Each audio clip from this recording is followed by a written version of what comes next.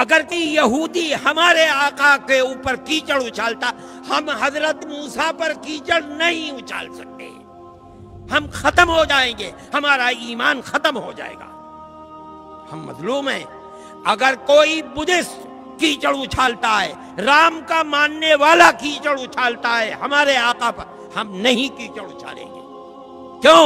قرآن نے کہا ہے وَلَا تَسُبُّوا الَّذِينَ يَدْعُونَ مِن دُونِ اللَّهِ فَيَسُبُّوا اللَّهَ عَدْوًا، جانتے ہوئے کہ یہ پرستش اللہ کی نہیں کر رہا ہے، اللہ نے ہمیں منع کیا ہے تم انہیں برا بھلا مت کہو، ہم نہیں کہتے برا بھلا۔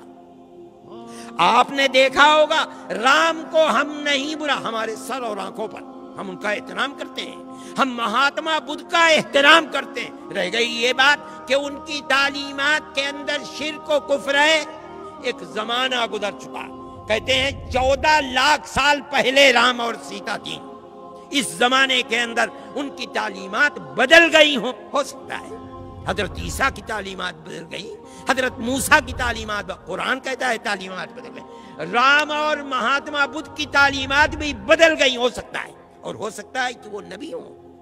علماء کا ایک طبقہ یہ بھی کہتا ہے، اور قرآن کہتا ہے لِكُلِّ قَوْمٍ هَادٍ، ہم نے ہر قوم کے اندر اللہ کا راستہ بتانے والے، قوم کو ہدایت دینے والے افراد پیدا کیے ہیں، ہو سکتا ہے۔ لیکن حضرت عیسیٰ اور حضرت موسیٰ پر قرآن کی طرف سے نبوت کی دلیل ہے، ان پر کوئی دلیل نہیں۔ ایسے میں مسلمان پر فرض ہے وہ اپنی زبان کو بند رکھے۔ کیوں؟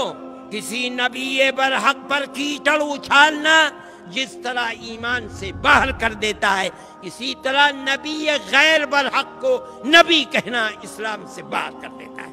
خاموش۔ مسلمان کو یہ طریقہ اپنانا چاہیے اور اسی پر زندہ رہنا چاہیے۔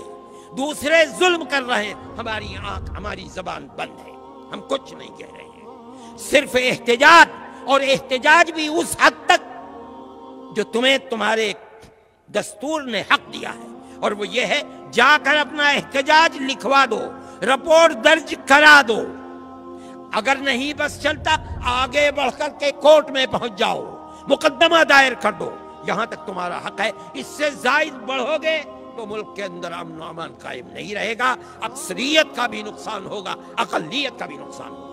دیکھو ابھی تمہارے برابر میں ہانس روڈ کے اندر ہو گیا، ہندوؤں کا بھی قتل ہو گیا، مسلمانوں کا بھی قتل ہو گیا، دکانیں بھی جل گئیں، بات کچھ بھی نہیں تھی۔ میرے بھائی، جمعیت علماء کبھی جذبات سے نہیں کھیلتی، ہم نہیں کھیلیں گے۔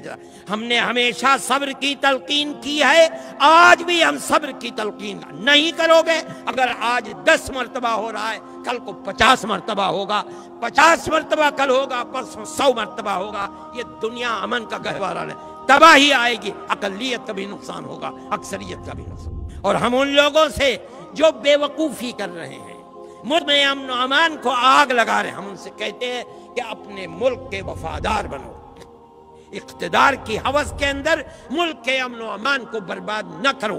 اگر کرو گے تو یاد رکھو تاریخ کے اندر تم ملک کے سب سے بڑے غدار اور دشمن سمجھے جاؤ گے۔